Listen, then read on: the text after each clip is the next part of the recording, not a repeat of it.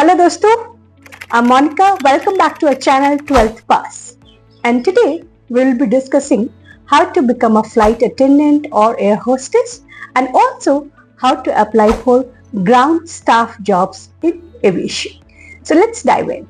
So first and foremost is let's look at the eligibility. Eligibility for becoming an air hostess or to apply for any ground staff jobs, we should be doing a +2 with any stream. Could be science, commerce, arts, and your age should be between 18 to 24 while applying. Now let's look at whether this eligibility criteria is enough. There are some implicit requirement also, especially for a cabin crew job. Let's look at those. Number one is that your height should be between 155 centimeter for girls, and for boys the height should be 170 centimeter. Your body mass index should be appropriate to your height basically. So between 18 to 22 somewhere. Third one is that you should also look for the eyesight should be 6/6.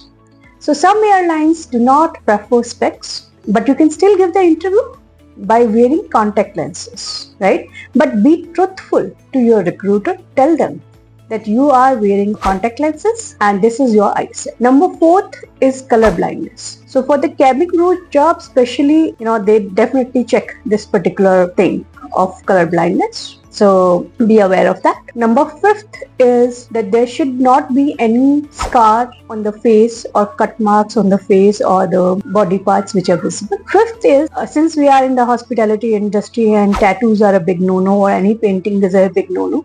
So any part which is visible like your face, hands, legs, all of this should not have any tattoo mark. So these are some of the implicit requirements given by some of the airlines. That is what you need for appearing for an interview. But now you will say that there are some institutes who are providing these courses. Should we do those? So answer for this is that depends on you. Number one, for eligibility for the air hostesses between 18 to 24 years of the age should be there. Yeah.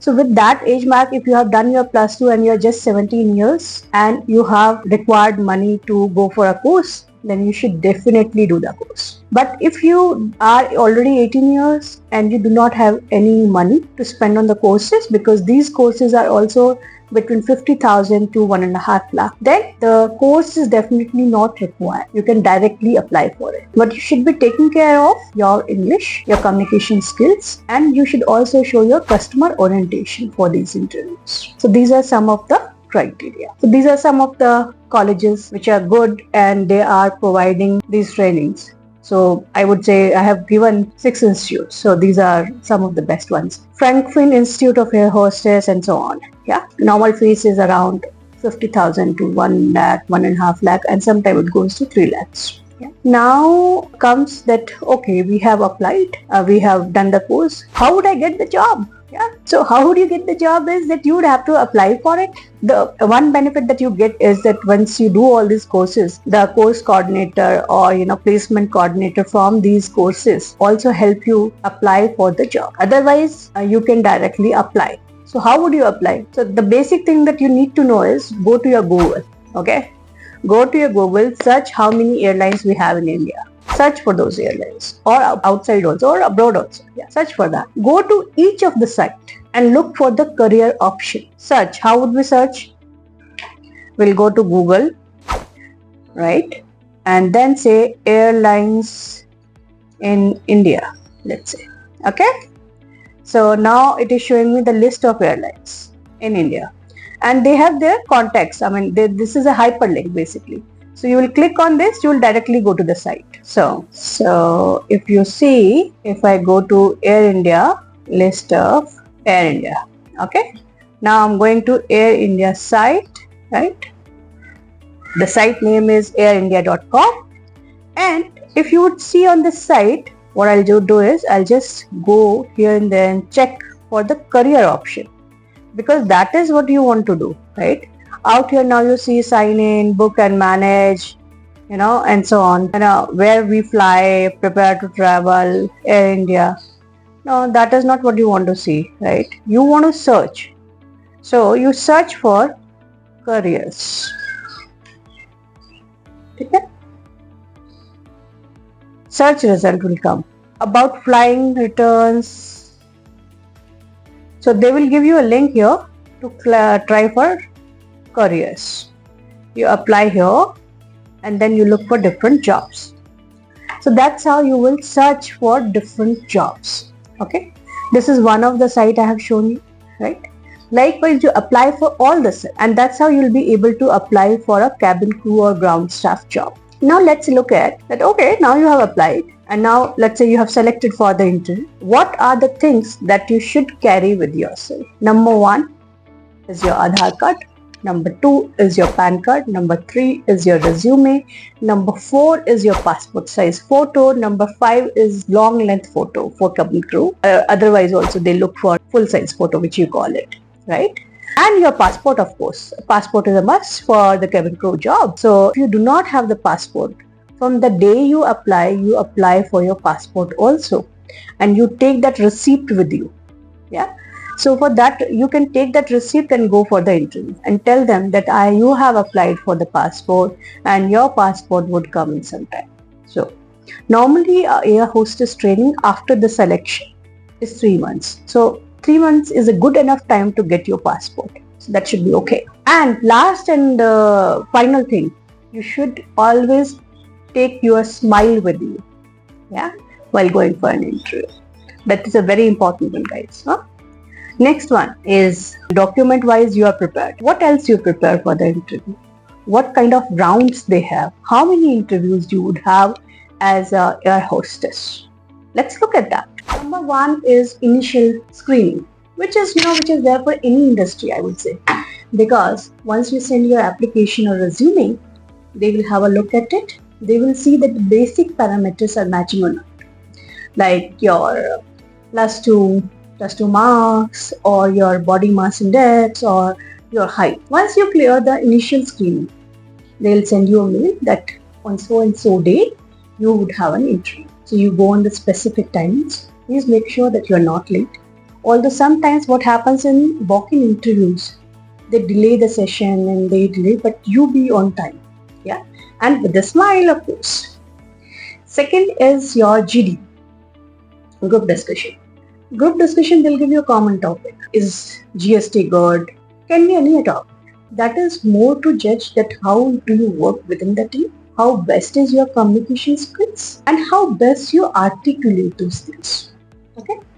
Once the GD is done, then the third is initial interview. Initial interview is nothing but it can be 1-to-1 or it can be in a group. So basically there would be a panel of 6-7 people and they will be calling you and they'll be asking certain questions like, tell me about yourself, why do you want to become a cabin crew, what make you feel that you'll be best for this industry, and so on. The idea behind these questions are to see your communication skill, your confidence, and how best are you for the customer service industry. The fourth one is your aptitude test. Aptitude test, they'll have simple math and English test so that they can know that you can do basic calculations. English, to know that you are part of speech is clear. So major, very simple test. Then fifth one would be your physical and medical test. Physical and medical test, they will check your body mass index, scar test, your vision test, and so on. Once you have cleared all of this, then you would be going for the final interview. Final interview, there would be a senior HR person who would be sitting and they would be asking different questions, again to judge your customer service orientation, that how best you would be for the hospitality industry and so on. And once you clarify all that, then you are very near to becoming a cabin crew. Once you have done that, they will tell you that yes, you have selected for the training of air hostess. What does it mean? It means that yes, you have cleared the interview. After interview clearance also, airlines give their 3 months of training specific to the standards of that particular year. And when they give that training, they definitely ask for a demand draft of 50,000 to 1 lakh. Now you would ask whether we should give or not. In my opinion, you should. Why? Because see, they are spending money on you. Because this training would be in a specific location. They'll give you a flight ticket to go there. Afterwards, you would be staying there in a hotel, and then on the food expense, right? So all of these things would be covered in the training. And industry, airline also wants to know that you are serious about it, right? At least they have the security deposit, right? So that is why this is state security deposit. So you must keep that. Is there any bargain on the security deposit? No, answer is no. Please don't ask for that. Okay. So there's no bargain on the security deposit. You must submit that. Now let's also understand that we said that we would be talking about the ground staff also, right? So all the interview process which I have told you, it would be similar for the ground staff. The only criteria which could be a little different is on the body mass index, height, because that is more stringent for cabin crew, but not for the ground staff. And in ground staff, it's not only customer service representative or ticketing agent. There are many more people involved. But let's look at how many type of jobs we get in ground staff. Customer service agent, check-in agent, baggage handler, ramp agent, ticketing agent, security staff, and load controller. I have told you a brief description of all of these roles, right?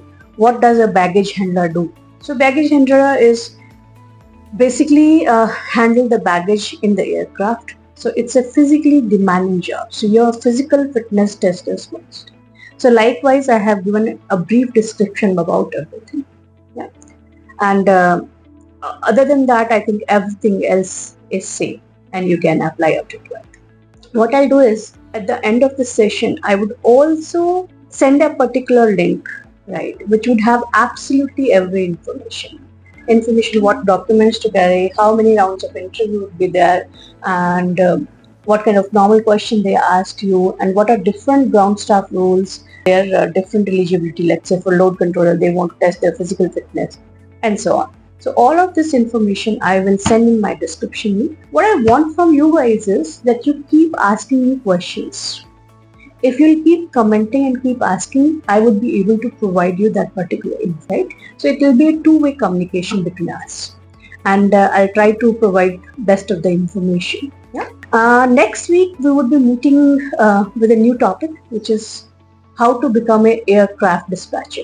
That's a very, very interesting topic. If you like our videos, please do not forget to subscribe, hit the like button, so that we know that yes, we are going in the right path and we are giving you the right information. Monica Gupta signing off.